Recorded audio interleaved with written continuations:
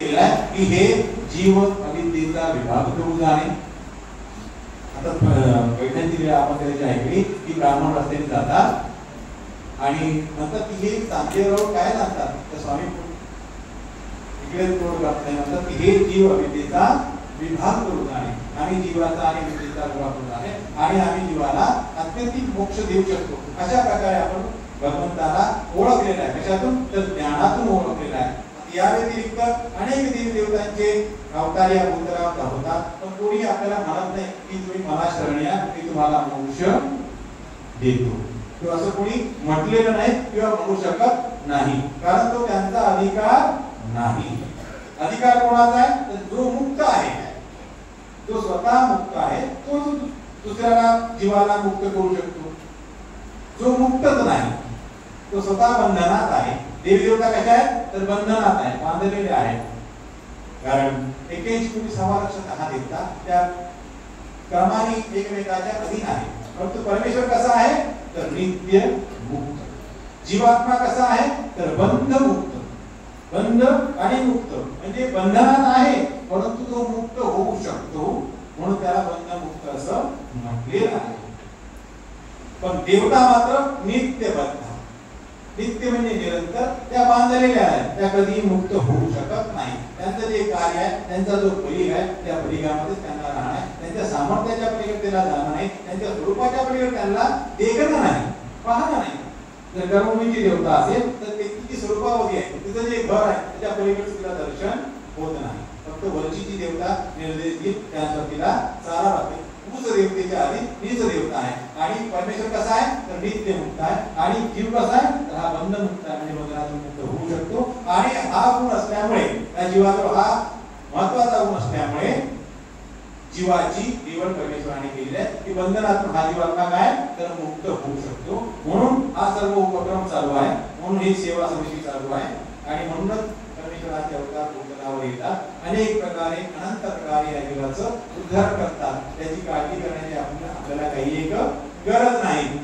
परमेश्वराचे अनंत अवतार आहेत. परमेश्वराचे अनंत मार्ग आहेत. परमेश्वराचे अनंत पंथही आहेत की ज्यानुसार परमेश्वर आपापल्या जीवात्म्याचा उद्धार चालूच आहे. तर याच दिवेमध्ये स्वामी चक्रधराने आपल्याला 2-3 दृष्टांत सांगितले ते आपल्याला फक्त 5 मिनिटांमध्ये घ्यायचे आहे आणि मग आजच्या या सत्रात आपण इथे संपवणार आहे. दृष्टांत जारसैन्य वाळुकाचा. वाळूक आहे. वाळूक म्हणजे एक कापडीसारखा प्रकार आहे. जारसैन्य वाळूक आहे ते खाऊची नाही त्याला खाता येत नाही. ते थोडस म्हणजे पिकण्याच्या अलीकडची अवस्था पिकण्याची पूर्व अवस्था आणि खराब झाल्याची उत्तर अवस्था अशा अवस्थेमध्ये म्हणजे मध्यम अवस्थेमध्ये ते आहे. जारसैन्य वाळूक असे ते खाऊची नाही. ऐसाही मीठ मिरपुडी लावणी खायची. एखाद्याने प्रयत्न केला मीठ लावून मिऱ्याची पूड लावून खावं तर तोंडी खातीची पाळी म्हणजे त्याच्या तोंडाला काय सालकुडं निघतात ते तोंडाला. अशा प्रकारचे हे वाळूक आहे. तैसे जरठा प्रती हे जो जरठ आहे एक अविद्या जरठ आहे एक वयाने जरठ आहे. वय अतिक्रमण आहे तो जरठ आहे आणि एक अविद्या जरठ आहे म्हणजे वय नाही परंतु अविद्या त्याची जरठ आहे. अशा माणसाला आपण जर शास्त्र सांगितलं त्याला जर सांगण्याचा प्रयत्न केला तर जरठापती बोलूची नाही. ऐसाही बोलीजे केन प्रकारे आपण त्याशी बोललो की अरे बाबा हे असं असतं परमेश्वर असा असतो हे बाकी सगळे देवतांचा अवतार आहे असं सांगायला आपण त्याला गेलो तर दोषीशीच होती. तो ऐकणार नाही तुमचं तर काय होईल दोष घेतो.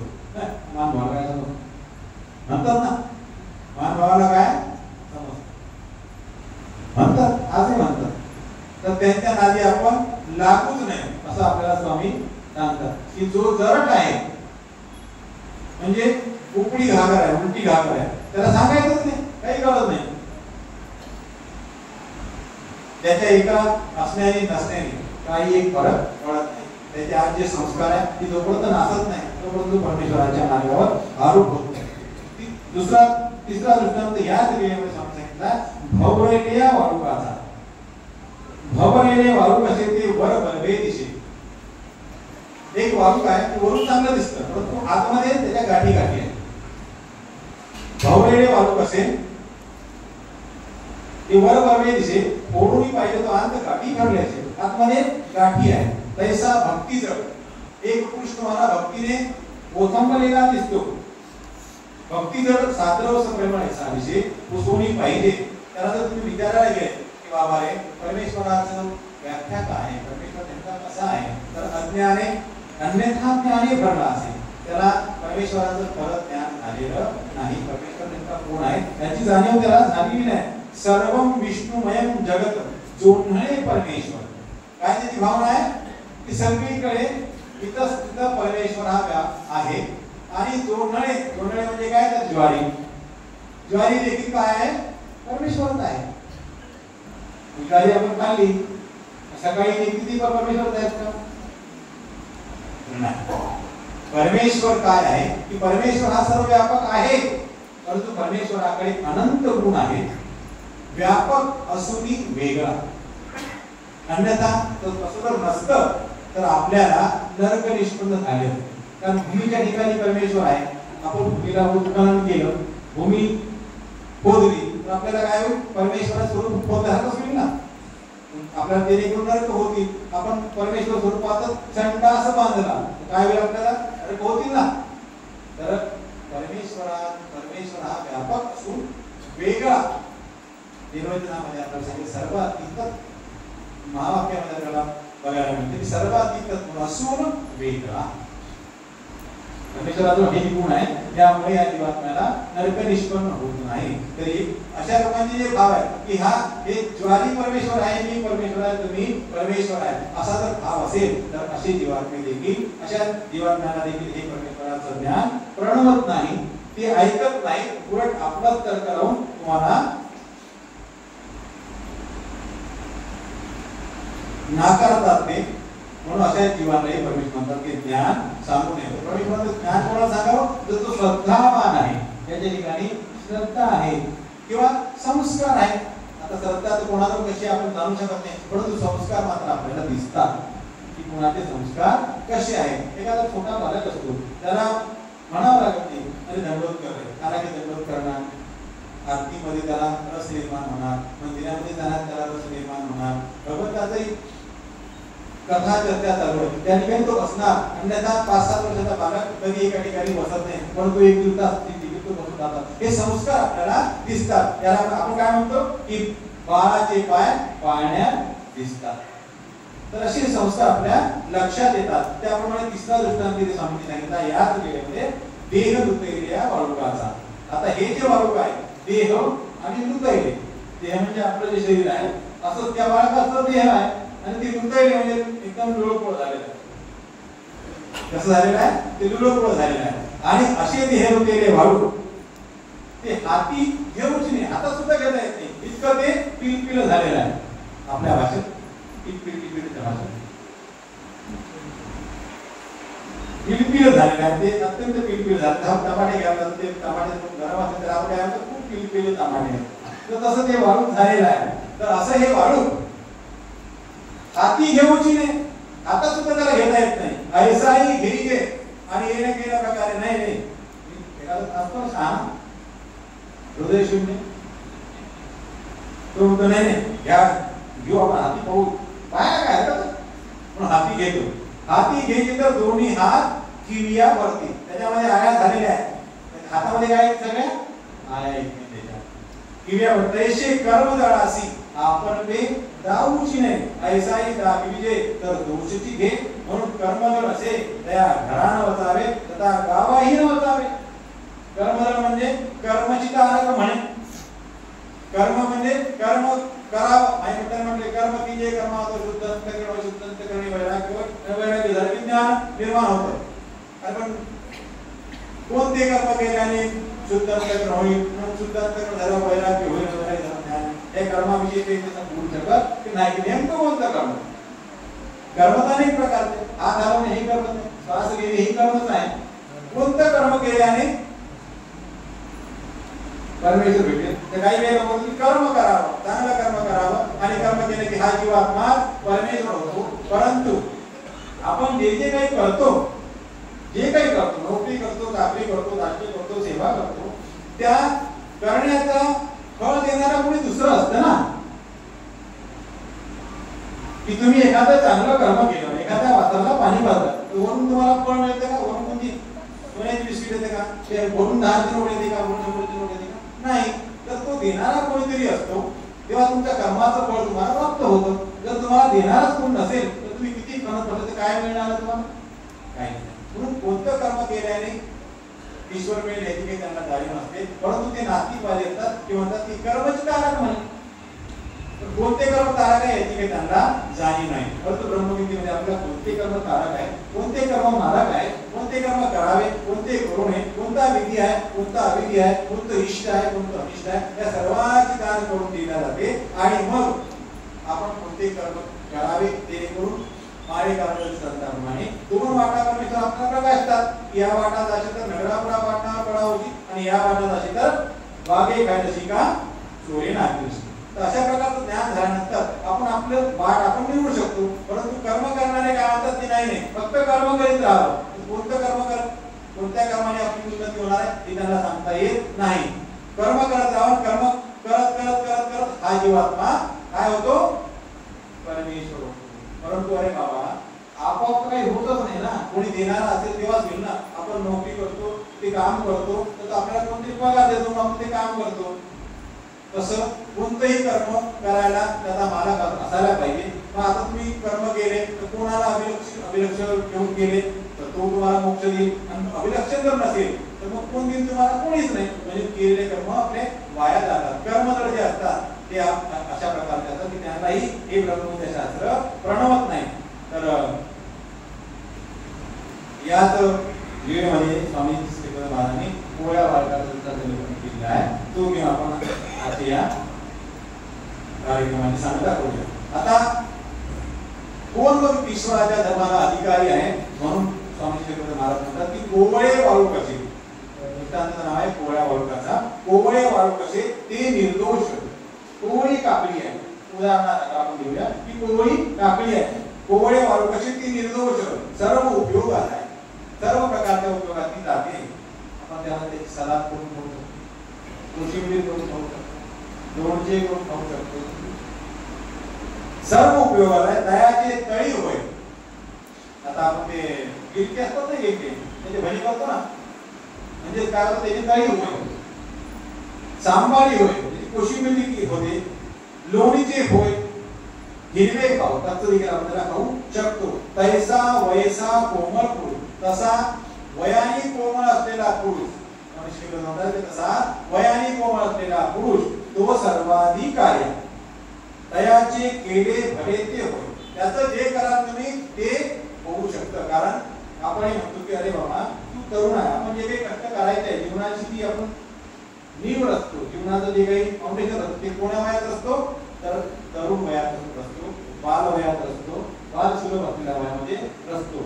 ही जी असलेला फाउंडेशन आपल्या पूर्ण जीवनामध्ये जीवन जगण्याकरता आपल्याला कामी येतं. तर परमेश्वराला देखील हेच अपेक्षित आहे की तैसा वैसा कोमल पुरुष तो सर्वाधिकारी. आता हा तरुण आहे, कोवळा आहे, कोणीकडे जरी वाकवला तरी तो वाकतो. त्याच्याकडून काय होतं? वैराग्य कधी तर वैराग्य होय. ज्ञान काढायचं म्हटलं तर ज्ञान देखील तो प्राप्त करू शकतो. कारण त्यावेळेला त्याची बुद्धी तल्लक असते. 50-60 पुढे गेले की बुद्धी काम करत नाही. आपण म्हणतो 60 बुद्धी नाटी, पुढे आठवत नाही. परंतु तरुण वयामध्ये पाठांतर लवकर होतो. पण हा वैसा परमेश्वराला अभिप्रेत आहे की अशा प्रकारे अखोडी आणि अवरोधी असलेला आपला जो जन्म आहे तो परमेश्वराला द्यावा, म्हणजे उत्तम प्रकारचं फळ तुम्हाला निर्माण होईल. हा वयाने कोमल आपण वैराग्य करून म्हटलं तर वैराग्य होतं. कारण अंगामध्ये ताकद आहे, मनामध्ये स्फूर्तता आहे. हा जो वयाने कोमल हा करू शकतो. परंतु आजकाल तरुण पुरा मिळतील का? स्वामींना मिळतील का? हो की नाही? नाही मिळत. म्हणून आजकाल भागू का 50 नंतर सर्व जातात चला दगडापेक्षा वीट मऊ परमेश्वराला काय मिळत आहे की जो कोमळ आहे, वयाने कोमळ आहे, तसा परमेश्वराला अशा पुरुषाने अनुसरावं. आणि मग तो वैराग्य करीत वैराग्य होय, ज्ञान करीत ज्ञान त्याच्याकडून निघतं. तो शास्त्र काढित शास्त्र निघे, वैराग्य करीत वैराग्य होवे. ईश्वराज्ञे म्हणतले दयाशीच होवे. ना प्रेमाधिकार घडविती तर तेही तयाचीच होवे. तो सर्वाधिक आया तयाची परमेश्वर आपले प्रेम देती सकाळी तो मोठे करती. हा दृष्टांत गोसावी महादेशामध्ये दिलेला आहे. तर आज आपण नाही म्हणता म्हणता 4 दृष्टांत घेतले. रोज आपली ओरड असते दृष्टांत होत नाही, दृष्टांत होत नाही. आज तुम्हाला एकच 4 दृष्टांत सांगून देईल थोड्या वेळामध्ये. तर शेवटचं जे काही सूर लावा ते घ्यायचं आहे का? हो म्हणत असाल ते घेऊन येतो.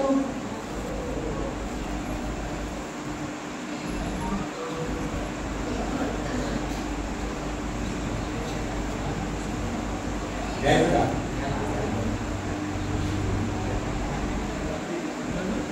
डांगरे शहराचं जे बिल्डिंग आहे, डांगरे नावाचा मुलगा स्वामींच्या सन्निधानी होता आणि स्वामी एकदा उदास झाले आणि भक्तांना म्हणतात की तुम्ही इथून जा. सर्वजण निघून जातात. माणसं गणपती चित्तअहंकार असलेले माणसं निघून जातात आणि कुत्रा मात्र जात नाही. स्वामी म्हणतात की तू कसा थांबला, तू पण जा. स्वामींच्या भोवती चक्रा मारतो. 2-3 चक्रा मारल्यानंतर जातो आणि स्वामी मला रागवले, मला सन्निधानातून काढून दिलं म्हणून आपलं देह शेपवतो, गाडीमध्ये तोंड पोहतो आणि स्वतःच प्राणाक्रमण तो करून घेतो. या आशयाचे म्हणजे पहिल्यांदाच म्हणत आहे मला सापडलं म्हणून चांगलं वाटतं म्हणून म्हणायचा प्रयत्न करतो. तर आपण सर्वांनी साथ द्यायची आहे. जोगेश्वरीला स्वामी असता भक्ती जनासह डांगरेश होता. जोगेश्वरीला स्वामी असता भक्ती जनासह डांगरेश होता. उदासीनता दिसे प्रभूंच्या श्रीनयना मधुमी मागुया प्रेम कया चरणी. सर्वज्ञ श्री चक्रधराला पाहुचला नयनी मागुया प्रेम कया चरणी. मागुया प्रेम कया चरणी.